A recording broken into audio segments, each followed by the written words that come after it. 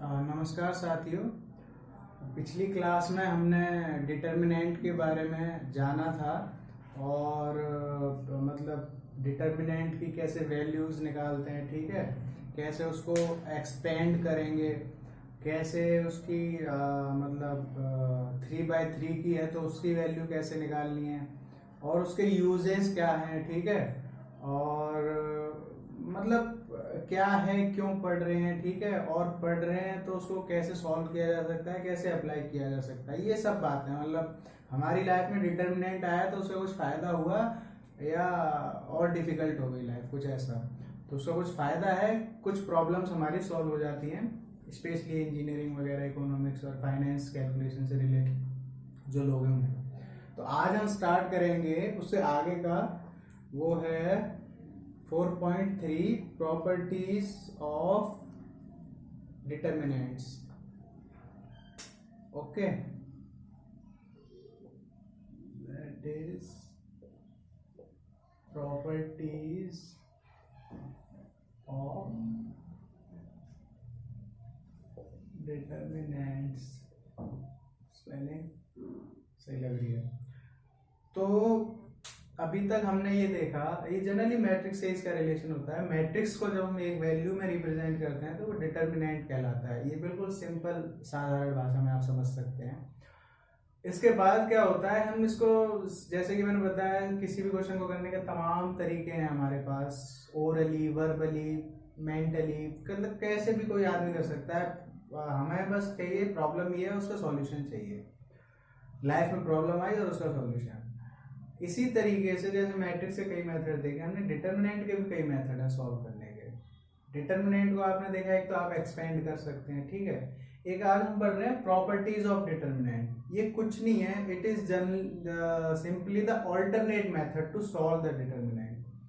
जब आप उस मेथड का प्रयोग नहीं करेंगे तब आप इसका प्रयोग कर सकते हैं, और जब आप इसका नहीं करेंगे तो उसका कर सकते हैं। It is just an alternate method. अगर ये आपको बहुत ज़्यादा नहीं भी समझ में आता है तो कोई दिक्कत की बात नहीं है, आप पीछे वाले मेथड से डिटर्मिनेंट को सॉल्व कर सकते हैं। तो ये एक जस्ट सिंप्लीफाई कैलकुलेशन के लिए ये भी हमको सिखाया जाता है कि आप प्रॉपर्टीज यूज कर लें कुछ डिटर्मिनेंट की जो पहले लोगों ने ढूंढी हुई है। जैसे कि जिसमें किताब में बहुत सारी प्रॉपर्टीज हैं, जिसमें से एक बहुत कॉमन यूज होती है कि भाई अगर ए बी सी और सी डी ई, मतलब कोई भी दो कॉलम या दो रोज एक जैसे हो जाएं तो डिटर्मिनेंट जीरो हो जाएगा, ठीक है। और किसी भी एक रो में तीनों जीरो हो जाएं तो डिटर्मिनेंट जीरो हो जाएगा।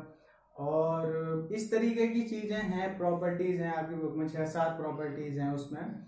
तो आप उनको पढ़ते हैं, उनसे सवाल सोल्व करना आसान हो जाता है, ठीक है। और कुछ नहीं है उसका मतलब कि हम क्यों पढ़ रहे हैं बेवजह, नहीं। कोई, अगर आप उससे सॉल्व करना चाहते हैं एक्सपेंशन वाले मेथड से जो हमने पिछली क्लास में सीखा है, तो आप उससे कोई भी क्वेश्चन कर सकते हैं। लेकिन अगर आपसे कोई स्पेसिफिकली एग्जाम में ये पूछता है कि solve this determinant using properties, तो आपके साथ प्रॉब्लम आ जाएगी कि आपको प्रॉपर्टीज से करना पड़ेगा। और हो सकता है उसमें ऑप्शन हो तो दूसरा कोई और क्वेश्चन दिया हो।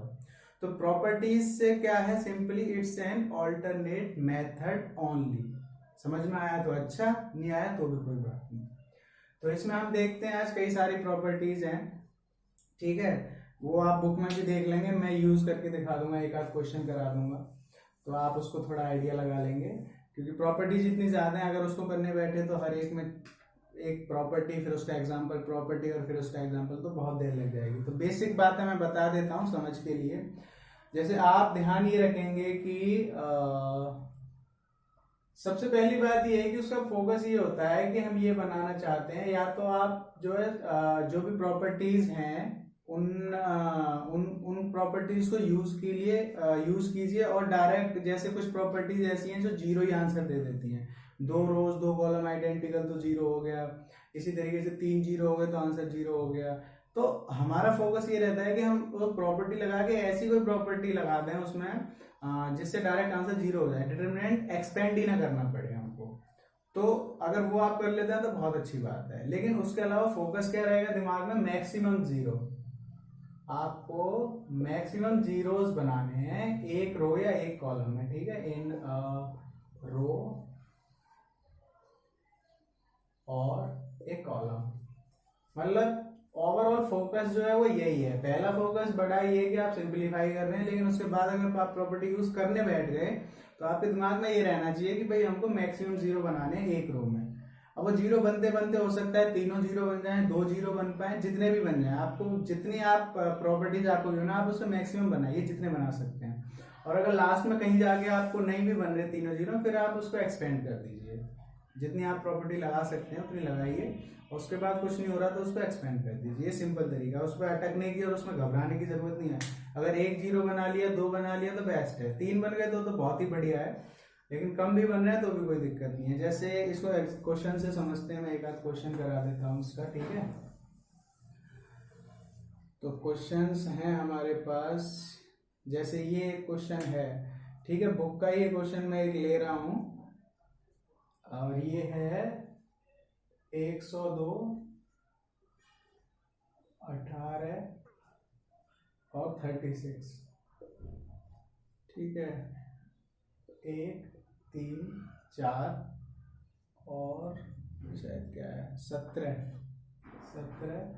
3 और 6। इसको आपको 0 के बराबर प्रूव करना है, ठीक है। ये सपोज क्वेश्चन है आपके पास, ठीक है। अब आपको बोला है कि आप इसको सॉल्व कीजिए। अब आपके मन में अगर ये है कि मैं भाई इसको एक्सपेंड करूंगा, तो आपको कोई नहीं रोक सकता, ठीक है। आप एक्सपेंड कर सकते हैं सिंपली, वही 102 वाला जो मेथड है अपना, इसको छुपाया वो, फिर दूसरा माइनस करके 18 और फिर वो और डायरेक्ट आंसर आ जाएगा आपका 0, ये आ जाएगा।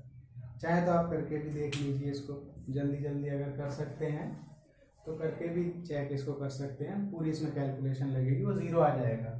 और उसको कोई गलत भी नहीं कर सकता जब तक इसमें ये ना लिखा हो कि आप प्रॉपर्टीज यूज कीजिए। अब अगर ये लिखा है कि यूजिंग प्रॉपर्टीज, ठीक है, तो मुझे प्रॉपर्टी यूज करनी पड़ेगी। अब मैं इसमें प्रॉपर्टीज यूज करता हूँ, जैसे मैंने बताया जो बहुत यूज होती है कि 2 रोज या 2 कॉलम सेम बना लो, ये शायद तीसरी या चौथी प्रॉपर्टी है। तो मेरा ध्यान इस बात पे है कि इसमें से कोई से 2 सेम बन जाए या 0 बन जाए, ठीक है। तो जैसे ये सब 6 के मल्टीपल हैं, 6 6 36, 6 3 18 और 6 एकम 6 और 6 से 17। तो हम क्या लिखेंगे सबसे पहले इसको, ये हो गया 6 गुणा 17, ये हो गया 6 3 18 और 6 6 36। इन तीनों को ऐसे लिखा जा सकता है, कोई दिक्कत नहीं है। इसके बाद आया 1 3 4, इसके बाद आया 17 3 और 6। अब किसी भी डिटर्मिनेंट या मैट्रिक्स वो वही रूल है कि आप कॉमन लेते हैं तो पूरी रो या कॉलम में से कॉमन जाता है, ठीक है, और वो गुणा भी उसी तरीके से होता है। ये डिटर्मिनेंट का रूल है, शायद प्रॉपर्टी भी होगी। तो इस पूरे में से आप कोई चीज बाहर लेंगे तो वो एक बार बाहर जाएगी, और इन तीनों से लेंगे तो 3 बार बाहर जाती है, ऐसा है। मतलब जो कॉमन आएगा वो पूरी या तो एक रो में से कॉमन आएगा या पूरे कॉलम में से कॉमन आएगा। इसके बाद मुझे 6 जब सब में दिख रहा है तो मैं क्या करता हूँ, 6 को मैंने बाहर ले लिया। जब मैंने 6 को बाहर ले लिया तो अंदर क्या बचा, 17 3 6 और 1 3 4 और 17 3 6, बस यहाँ हमारा काम हो गया। ये दोनों रोज क्या हो गई, सेम हो गई। अब आप इस डिटरमिनेंट को सॉल्व करके देखना, जब आप इस डिटरमिनेंट को सॉल्व करोगे ना एक्सपेंशन से, तो 0 आएगा उत्तर। इसलिए ये प्रॉपर्टी बनाई है कि जैसे ही 2 रोज या कॉलम सेम हो जाए आप डायरेक्ट 0 लिख दो, आपको सॉल्व करने की जरूरत नहीं, क्योंकि ये पहले से ही किसी ने किया हुआ है, और किसी ने नहीं, बहुतों ने किया हुआ है, स्टैंडर्ड रिजल्ट है, इसलिए इसको सॉल्व करने की बार बार जरूरत नहीं है, एक बार हो चुका है ठीक से। यहाँ डायरेक्ट आप लिखेंगे सिंस, ब्रैकेट में या नीचे, since R1 is identical to R3, so direct answer आ गया 0, ठीक है। इस तरीके से ये हो जाएगा क्वेश्चन, और इसको लिखने का फ्रेम बुक में और अच्छे से दिया है। तो जैसे ही 2 रोज आपको सेम दिख गई आपने 0 लिख दिया। इसी तरीके से अगर 3 0 में बना लेता है इसमें, ठीक है, वो मैं ये कर सकता था, इसमें पूरे में 6 की गुणा कर देता और इसमें से इसको माइनस कर देता। एक ही लाइन में अगर मैं लिखूं तो मैं क्या करता, R1 में चेंज लाता, R1 में से माइनस कर देता 6R3, मतलब R1 में चेंज लाना है, R1 में से माइनस करना है 6 गुणा R3 की करके, तो सब में 6 की गुणा हो जाती है, इसमें 6 की हो जाती है, इसमें 6 की हो जाती है, तो ये सेम हो जाते हैं। जैसे ये सेम हो जाते हैं तो मैं क्या करता है, इसमें से इसको माइनस कर देता हूँ, और जैसे इसमें से इसको आप माइनस करोगे तो 1 0 2 0 3 0, बाकी नीचे कुछ हो। तो जब तीनों जीरो बन गए तो ये डायरेक्ट ये भी है, चाहे एक्सपेंड कर लो चाहे प्रॉपर्टी लिख दो, कुछ भी कर लो। एक्सपेंशन से बचना चाहते हो तो प्रॉपर्टी का यूज कर लो कि तीनों जीरो हो गए तो आंसर 0 आ गया। तो इस तरीके से आप ये लगा के भी कर सकते हो। तो आप कोई सी भी प्रॉपर्टी इसमें लगा सकते हैं जो आपको समझ में आए। ठीक है, अब ये तो बुक का क्वेश्चन था, इसके आंसर्स भी जनरली याद हो जाते हैं करते करते। एक रैंडम क्वेश्चन उठाते हैं, रैंडम में गड़बड़ी होती है, कभी कभी क्वेश्चन गलत होता है तो अटक जाता है, लेकिन देखते हैं अटकेगा क्या, एक्सपेंशन से कर देना, वो ज्यादा आपको अच्छा एक्सपीरियंस देगा, बिल्कुल प्रैक्टिकल एक्सपीरियंस देगा। बुक तो पहले से ही आंसर सब होते हैं। जैसे सपोज एक क्वेश्चन है, ठीक है, मैं गिनती ले लेता हूँ इसमें 2 4 7 8 0 5 2 9 1, ये हमारे पास क्वेश्चन है डिटर्मिनेंट का, और उसने कहा है कि सॉल्व द डिटर्मिनेंट। ठीक है, उसने ये कहा है कि आप इसको सॉल्व कीजिए, बस क्वेश्चन है सॉल्व कीजिए। ठीक है, तो मैं क्या कर रहा हूँ, मैं अपने तरीके से सॉल्व करता हूँ, क्वेश्चन बनाया खुद में सॉल्व करता हूँ। तो सबसे पहले अगर एक्सपेंड करना है तो उसमें तो कोई दिक्कत ही नहीं है, आप डायरेक्ट एक्सपेंड कीजिए, आंसर आ जाएगा। 2 की गुणा कीजिए, इसमें करिए 0 - 9 × 5 = 45। ठीक है, उसके बाद ये माइनस लगाया, 4 की गुणा करिए, ये और ये छुपा लिया, 8 एकम 8 माइनस 2 × 5 = 10, ये हो गया। उसके बाद प्लस लगाया, उसके बाद ये 7 और इसको छुपाया, तो 9 8 72, 8 9 72 और ये 0 हो गया। ठीक है, इसको सॉल्व करा तो ये 0 माइनस का 45 है, ये माइनस का 4 माइनस का 2 और ये प्लस का 7 और 72 और ये माइनस का 90। ठीक है, और ये प्लस का 8 और ये प्लस का आएगा 7 दूनी 14 का 4 हासिल का 1 49 और 50। शायद ऐसा कुछ कैलकुलेशन गड़बड़ हो सकती है, 90 इसमें से घटाए तो ये कितना बचेगा, 404 414 414 और 8 कितने हो गए, 422। तो शायद ये आंसर आएगा 422, इस तरीके से एक्सपेरिमेंट, और इसमें बिल्कुल सही है, आप इसको ऐसे सॉल्व कर सकते हैं। अब मेरा मन कर रहा है कि मैं इसको प्रॉपर्टी से भी करूँ, तो मैं अब इसको प्रॉपर्टी से करूँगा। ठीक है, प्रॉपर्टी में मेरा ध्यान ये है कि मेरे पास 0 बन जाए कैसे करके, या 2 रोज या कॉलम आइडेंटिकल। सबसे पहले मैं क्या करना चाह रहा हूँ, मैंने ये देखा कि R1 और R3 दोनों में 2 2 है, तो मैं इसमें से ये माइनस कर दूंगा। सबसे पहले R1 में चेंज ला रहा हूँ, R1 - R3, ये पहला चेंज मैंने लाया है इसमें। ठीक है, 2 में से 2 गया, 0 आ गया। और R1 में जब चेंज ला रहे हैं तो R2 और R3 को पहले ही आप लिख लीजिए, ताकि उसमें गलती से भी कोई गलती ना हो। ये हो गया 8, ये हो गया 0, ये हो गया 5, ये हो गया 2 और ये 9 और ये 1। ठीक है, अब आपने R1 में से R3 करना है, यानी 2 में से 2 गया 0, 4 में से 9 गए तो माइनस का 5 और 7 में से 1 गया तो बचा 6। ठीक है, 1 0 बन गया। अब मैं चाह रहा हूँ कि और 2 0 मेरे पास आए, तो मैं दूसरा तरीका क्या अपनाऊंगा कि इसका R1 में से R3 माइनस करूंगा मैं, लेकिन जब R3 माइनस करूंगा तो क्या होगा कि ये फिर से कुछ और बन जाएगा। जैसे ही 6 में हम इसमें 6 की गुणा करेंगे, ये 12 हो जाएगा, ये माइनस का 12 हो जाएगा, तो इससे काम नहीं चलेगा हमारा। अब मैं क्या कर रहा हूँ, इसको और सिंप्लीफाई अगर करूँ तो यहाँ 1 बनाया जा सकता है। ठीक है, इसमें से ये माइनस करके, तो इसे कर लेते हैं। R2 में हम चेंज ला रहे हैं, R2 माइनस R1 में हम चेंज ला रहे हैं। ठीक है, R1 में चेंज लाते हैं, R1 माइनस R2।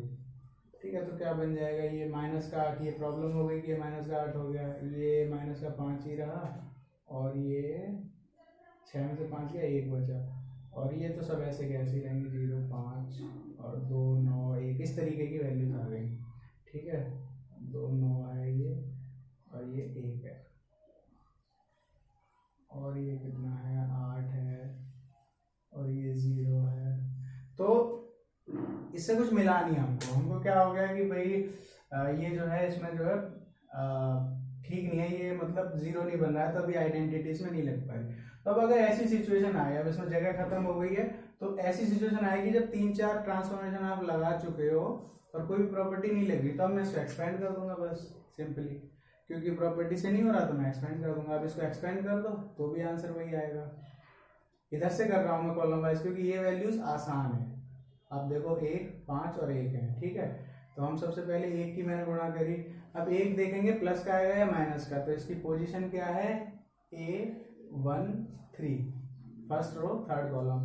तो -1 की पावर 1 + 3 करेंगे तो -1 की पावर 4 और विच इज प्लस का 1।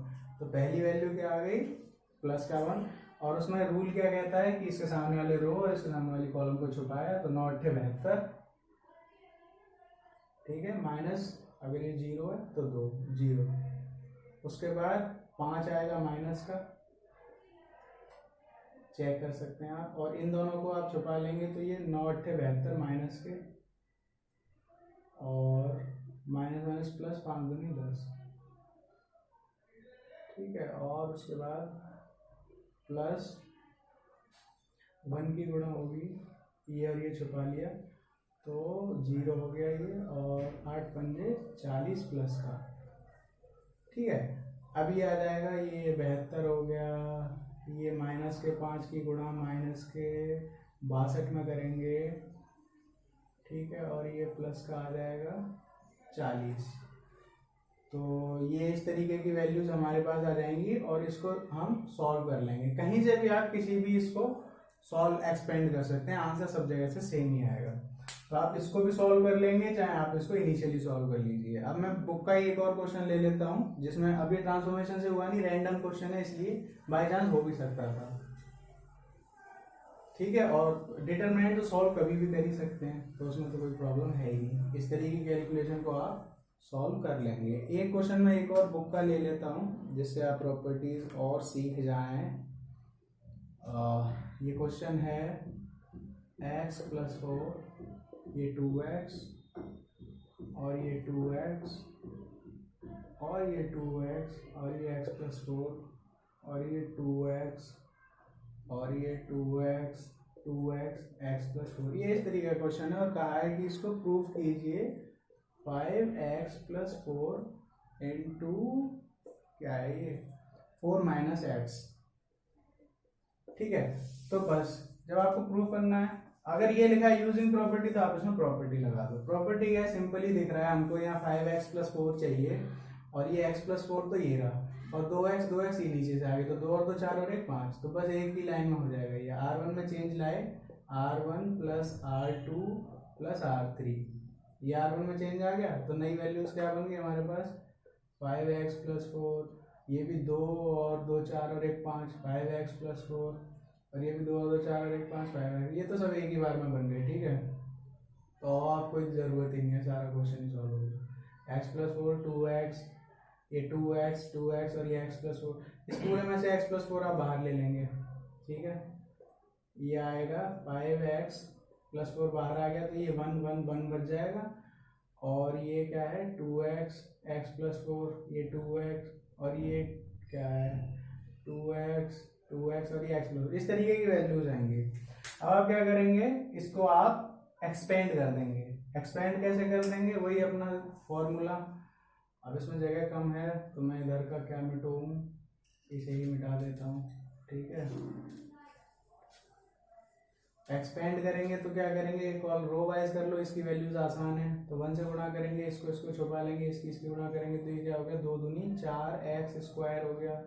इसकी गुणा करेंगे तो ये कितना है, x + 4 है, पता नहीं क्या है, तो ये समझ ही नहीं आ रहा। तो इस तरीके से आप इसको सॉल्व कर लेंगे, और आपका आंसर यही आ जाएगा, क्योंकि 5x + 4 बाहर है ही, वो गुणा में चलेगा, और अंदर जो सॉल्व करेंगे उससे 4 - x आ जाएगा। अगर नहीं आता तो कैलकुलेशन मिस्टेक होगी, क्योंकि ये प्रूफ वाला क्वेश्चन है, और ये इसके बराबर आना ही आना है। तो आप एक बार फिर से करेंगे तो वो सॉल्व हो जाएगा। तो इस तरीके से जो प्रॉपर्टीज हैं उनको आप लगा लेना, और ये करके ही ज़्यादा आएगा। अगर मैं यहाँ देखा तो क्वेश्चन करा भी दूँ तो इससे वो नहीं है, क्योंकि वो जब आप उसको करेंगे तो आपको समझ में आएगा कि प्रॉपर्टी कैसे लगानी है। तो क्वेश्चन आप कीजिए, फोकस ये रखिए कि मैक्सिमम 0 बनाइए या 2 रोज या 2 कॉलम को आइडेंटिकल बना लीजिए। ये दो प्रॉपर्टीज बहुत आसान है, कम से कम 2 जीरो तो बना ही लो, ठीक है। एक रो या एक कॉलम में 2 जीरो बना लो, उसके बाद एक्सपेंड कर लो, ठीक है। और बहुत बेहतर होगा अगर तीनों ही जीरो बन जाए, और ना बने तो 2 रोज या कॉलम आइडेंटिकल, और कुछ भी ना हो तो लास्ट में एक्सपेंड कर देना, तो उससे सॉल्व हो जाएगा। तो ये तो रही इसकी प्रॉपर्टीज ऑफ डिटर्मिनेंट। प्रॉपर्टीज आप और पढ़ लेना, 2-4 और भी हैं उसमें। जैसे अगर आप एक रो को दूसरी रो से इंटरचेंज करेंगे तो माइनस लग जाएगा बाहर, ठीक है। और रोज, पूरी रोज को कॉलम में कन्वर्ट करेंगे, ट्रांसपोज करेंगे तो कोई चेंज नहीं होता है। तो इस तरीके की चीजें उसमें हैं, वो क्वेश्चन करोगे तो याद आ जाएंगी, ऐसे याद रखना मुश्किल है, रखना मुश्किल है, ठीक है। अब हम इसके आगे बढ़ते हैं, जो कि हमारा है area of triangle 4.4, that is area of triangle. इसमें क्या है, जैसे आपने अभी डिटरमिनेंट को सॉल्व करना सीखा, ऑपरेशन से सीखा, प्रॉपर्टी से सीखा, कोई भी तरीका उसमें आप लगा दीजिए, आपको सॉल्व करना है बस। उसी तरीके से एक एप्लीकेशन आ गई हमारे पास कि एरिया ऑफ ट्राइंगल आप निकाल सकते हैं डिटरमिनेंट से। एक पहले भी हम निकालते थे 10th में, कोऑर्डिनेट ज्योमेट्री होती थी, जिसमें एक तो एरिया ऑफ ट्राइंगल मतलब ये हो गया कि जिसमें लंबाई चौड़ाई दी है कि इसकी लंबाई इतनी है, इसकी ऊंचाई इतनी है, ये तो आपने क्या करा, आधा गुणा लंबाई हाफ इंटू बेस ऐसे करके जो है वो निकाल दिया, ठीक है। इनकी लंबाइयाँ दी होती हैं, तो ये हो जाता है मेंसुरेशन का क्वेश्चन, जिसमें एक क्वांटिटीज दी होती हैं, ठीक है। तो आप मेजर करते हैं ज़्यादातर, और प्रैक्टिकल जो क्वांटिटीज हैं उनको मेजर करते हैं, तो ये निकल गया। लेकिन इसके बाद आती है कोऑर्डिनेट ज्योमेट्री, ठीक है। कोऑर्डिनेट ज्योमेट्री में क्या होता है, कोऑर्डिनेट्स दिए होते हैं ऐसे करके, एक सिस्टम होता है कोऑर्डिनेट ऐसे, एक्सिस पे हम किसी ग्राफ पे जब हम किसी चीज को बनाते हैं ना, तो ग्राफ में कुछ शेप्स आती हैं, तो शेप्स में कोई ट्रायंगुलर शेप भी बन सकती है। तो शेप अगर ट्रायंगुलर बनेगी तो उसकी कोई x axis y axis values होंगी, तो उन वैल्यूज को जब हम कोऑर्डिनेट बोलते हैं, और उस ट्रायंगल की हमको ना लंबाई चौड़ाई हाइट वाइट नहीं पता होती है, उसमें कोऑर्डिनेट्स पता होते हैं। तो कोऑर्डिनेट्स की हेल्प से जब हम उसको एरिया निकालते हैं तो उसका भी एक फॉर्मूला होता है, half into x1 y2 minus y3 शायद, और फिर x2, इस तरीके से ये एक फॉर्मूला लंबा सा होता है, मैं इसको लिख देता हूँ।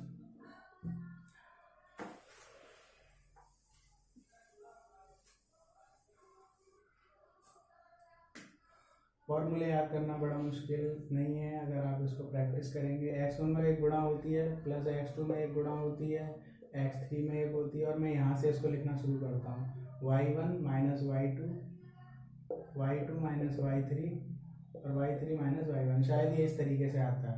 तो ये जो पूरा फॉर्मूला है ना, इसको आप डिटर्मिनेंट में भी लिख सकते हैं। अगर आप इसको ऐसे लिखेंगे हाफ आगे लगा के, और ये x1 y1, x2 y2, x3 y3, और ये 1 1 1 ले लें, तो इसको आप सॉल्व कीजिए, तो आपको यही फॉर्मूला अपने आप जनरेट हो जाएगा। अगर आप भूल भी जाएं मेरी तरह, कहीं उल्टा सुल्टा ले लिया है, तो आप वेरीफाई करिए कैसे, हाफ लगाइए, फिर इसको एक्सपेंड करा आपने इसके अकॉर्डिंग, तो x1 की गुणा हो जाएगी, x1 की गुणा ये और ये छुपाया, तो ये 1 है, ठीक है। इसको मैं और साफ लिख देता हूँ, ये हाफ ले लिया, ये x1 है, ये y1 है, और ये 1 है, ये x2 है, ये y2 है, और ये 1 है, ये x3 है, y3 है, और ये 1 है।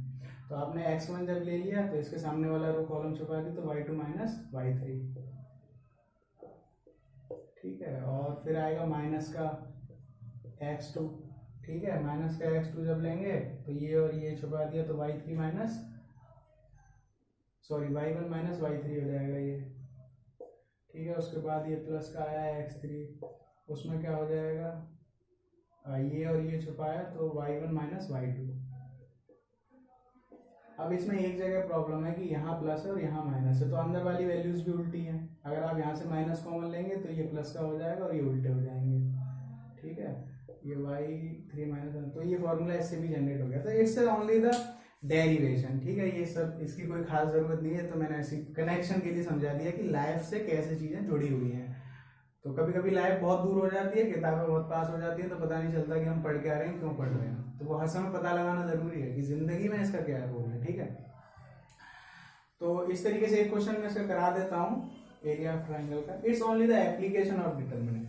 ठीक है, अभी आपने सॉल्यूशन सीखे डिटर्मिनेंट्स के, प्रॉपर्टीज से या एक्सपेंशन से, दो तरीके पढ़े हैं आपने, और भी तरीके हैं इसके, फर्दर पढ़ेंगे आप, बड़ी बड़े डिटर्मिनेंट जब आएंगे। तो उसके बाद एरिया ऑफ ट्राइंगल। सपोज हमारे पास अगर कोई गिवन क्वेश्चन है, क्वेश्चन हमारे पास यहाँ है नहीं, एक डिटर्मिनेंट का एक क्वेश्चन लिखा हुआ है, तो वो मैं साइड में जल्दी से करा देता हूँ। ये 1a और a स्क्वायर है, लिख देता हूँ 1a और a स्क्वायर है, तब तक इसको मिटाना पड़ेगा। 1a और a स्क्वायर है, ठीक है। उसके बाद 1b और b स्क्वायर है, और 1c और c स्क्वायर है, और इसको प्रूफ करना है a minus b, b minus c और c माइनस a। ठीक है, ये इस तरीके का क्वेश्चन है। तो इसको प्रॉपर्टी से करना है, सिंपल सी बात है। a माइनस बी चाहिए तो r1 में से r2 हटा दो। मैं इकट्ठा ही कर रहा हूँ सब कुछ, जगह बहुत कम है इसलिए r1 में चेंज ला रहा हूँ, r1 माइनस r2। ठीक है, और दूसरा b माइनस सी से तो r2 में भी चेंज ला रहा हूँ, r2 माइनस r3। और तीसरा क्या चाहिए, c माइनस है, वो अपने आप ही आ जाएगा, उसको हम छोड़ देते हैं। तो ये दोनों ट्रांसफॉर्मेशन लगाने के बाद मेरे पास क्या बचेगा, r1 में से r2 हटानी है, 1 माइनस 1 गया 0, ये हो गया a माइनस बी, ये हो गया a square minus b square, और इसमें भी 1 में से 1 गया 0, क्योंकि इसमें भी ट्रांसफॉर्मेशन लगाई है, b माइनस सी हो जाएगा ये, और ये b स्क्वायर माइनस सी स्क्वायर हो जाएगा, ये एज इट इज हो गया क्योंकि इसमें कोई। अब 2 जीरो जब बन गए आपके पास प्रॉपर्टी से, तो आप इसको एक्सपेंड कर दीजिए डायरेक्ट। ठीक है, और एक्सपेंशन केवल 1 के लिए होगा क्योंकि ये तो 0 है, तो 0 की किसी में गुणा करोगे सब 0, ये माइनस का 0, फिर ये 0, ये केवल प्लस 1 बचेगा। और 1 के लिए आप कैसे एक्सपेंड करेंगे, इसको और इसको छुपाया तो इसकी गुणा करेंगे इसमें, इसमें और भी चीजें कॉमन आ जाएंगी, ये बी स्क्वायर माइनस सी स्क्वायर है, तो ये यहीं से कॉमन भी आ जाएगा। इसको मैं कर ही देता हूँ, कॉमन ले लोगे आप यहाँ से, ये हो जाएगा a minus b, a plus b और a माइनस बी, ये दो चीजें होती है, a square minus b square को बोलते हैं। तो ठीक है, ये 0 है, ये 0 है, और ये b माइनस सी है, तो ये b प्लस सी हो जाएगा, और एक ये b माइनस सी हो जाएगा, इस तरीके से। तो इस पूरे में से कॉमन आ जाएगा क्या, एक तो ऊपर वाली लाइन में से a माइनस बी बाहर आ जाएगा, दूसरे वाली लाइन में से b माइनस सी बाहर आ जाएगा, और अंदर जो चीजें बचेंगी उसको आप एक्सपेंड करेंगे कि जैसे यहाँ पे जब a माइनस बी बचा तो यहाँ 1 बचेगा, और ये b प्लस सी, तो 1 इंटू बी प्लस सी करेंगे। ठीक है, और फिर यहाँ बचेगा a प्लस बी, ठीक है, और यहाँ बचेगा 1, तो हो जाएगा a माइनस का a प्लस बी, तो माइनस का a माइनस का b। ठीक है, इस तरीके से आप सॉल्व करेंगे। इसको सॉल्व करते ही माइनस का a कट जाएगा और वो हो जाएगा c माइनस a, या उल्टा होगा तो माइनस बाहर आ जाएगा। तो इस तरीके से आप जब इसको सॉल्व करेंगे तो ये सारा सॉल्व हो जाएगा। एक क्वेश्चन और था, मेरी आप ट्राइंगल का एक क्वेश्चन करा देता हूँ फटाफट से, ठीक है, जिससे कि आप ये टॉपिक कर लें और फिर आप आगे बढ़ें। That is area of triangle है। ठीक है, इसमें क्या है, सपोज अगर आपको 3 कोऑर्डिनेट दिए हुए हैं, ठीक है, पहला कोऑर्डिनेट है 1,2, दूसरा कोऑर्डिनेट है 2,3, तीसरा कोऑर्डिनेट है 3,4। ये 3 कोऑर्डिनेट दिए हुए हैं और पूछा है find the area of the triangle. तो हम क्या करेंगे, कुछ नहीं, हाफ, इनको अरेंज कर लो, 1 2 2 3 3 4, और ये 1 1 1। इसको सॉल्व कर दो, हाफ सबसे बाहर आएगा। अंदर का सॉल्व करेंगे तो कैसे करेंगे, 1 की गुणा, 1 की गुणा किसमें, इसको और इसको छुपाए तो 3 एकम 3 माइनस 4, 3 माइनस 4, फिर माइनस लगेगा 2 के आगे, और इसको छुपाया तो 2 माइनस 4, फिर उसके बाद 3 में इसको और इसको छुपाया तो 2 माइनस 3, बस सॉल्व हो गया। आंसर आ जाएगा हाफ इंटू 3 में से 4 गया माइनस का 1, ठीक है, और ये माइनस का 2 और माइनस का 2 तो प्लस का 4 हो जाएगा, और ये माइनस का 1 तो ये माइनस का 3 हो जाएगा। तो ये माइनस का 4 और प्लस का 4, माइनस का 4 और प्लस का 4 आ गया तो ये 0 हो गया। यानी कि ये एरिया, ये ट्राइंगल फॉर्म ही नहीं है। ये जो वैल्यूज हमने लिए हैं ये रैंडम में यही होता है, ये जो वैल्यूज हमने ली हैं इनसे कोई ट्रायंगल बन ही नहीं सकता। ये दोनों क्वेश्चन हो गए आपके एक्सरसाइज में। इस तरीके के भी क्वेश्चन आएंगे जिनमें बोलेगा कि अगर तीनों पॉइंट कोलिनियर हैं तो ये शो कीजिए, show that these 3 points are collinear, या show that these 3 points does not form a triangle. अगर ट्रायंगल फॉर्म करेंगे तो कुछ एरिया आएगा। अगर एरिया 0 आ रहा है, 0 स्क्वायर यूनिट आ रहा है, तो इसका मतलब ये है कि इसका कोई ट्रायंगल बनेगा ही नहीं। ठीक है, अगर नेगेटिव में आता तो उसको प्लस ले लेंगे, एब्सोल्यूट वैल्यू लेंगे, क्योंकि कैलकुलेशन में कभी कभी हम माइनस आ जाता है, इस तरीके की वैल्यूज हम लेते हैं, लेकिन एरिया नेगेटिव नहीं हो सकता तो वो प्लस का हो जाएगा। लेकिन 0 आने का मतलब क्या है कि इससे कोई एरिया बनेगा ही नहीं। या तो ये लाइन है कोलिनियर है या कुछ भी है, लेकिन जब आप इन पॉइंट्स को लेंगे तो इनसे कोई ट्रायंगल बनेगा ही नहीं। तो आपके पास इस तरीके के क्वेश्चन आएंगे, find the area of the triangle, तो आप ये लगा देंगे। अगर आपके पास और इसमें जो आंसर आएगा उसको एब्सोल्यूट वैल्यू लेंगे, मॉड में मतलब। ठीक है, और अगर ये पूछेगा कि ये कोलिनियर है, इनको शो कीजिए, तो आप क्या करेंगे, पहले उसका एरिया ऑफ ट्रायंगल यहाँ लिखेंगे line, as the given points are collinear, तो एरिया तो उनका 0 होगा, क्योंकि गिवन कोलिनियर पॉइंट्स कभी ट्रायंगल बना नहीं सकते। तो यहाँ कोई एक्स वाई दिया है तो वो सॉल्व हो जाएगा और उसकी वैल्यू आ जाएगी। मतलब ध्यान रखने वाली बातें दो हैं इसमें केवल, कि एरिया ऑफ ट्रायंगल ऐसे भी निकाल सकते हैं, उसके अलावा डिटर्मिनेंट से ऐसे निकाल सकते हैं। दूसरी बात, अगर एरिया ऑफ ट्रायंगल 0 आ रहा है तो इसका मतलब कोई ट्रायंगल फॉर्म ही नहीं हो रहा है। और इसको उल्टा भी यूज करेंगे, अगर कोई ट्रायंगल फॉर्म नहीं हो रहा है तो एरिया 0 आएगा तो उसको पहले ही ले लेंगे। तो आज की क्लास में हम इतना ही करेंगे, ये दो चीजें, और ये दोनों ही ऑल्टरनेट मेथड हैं, एप्लीकेशंस हैं, आप यूज कीजिए, इनको ट्राई कीजिए, और जो भी डाउट्स आए क्वेश्चंस में वो आप कमेंट सेक्शन में लिख दीजिए।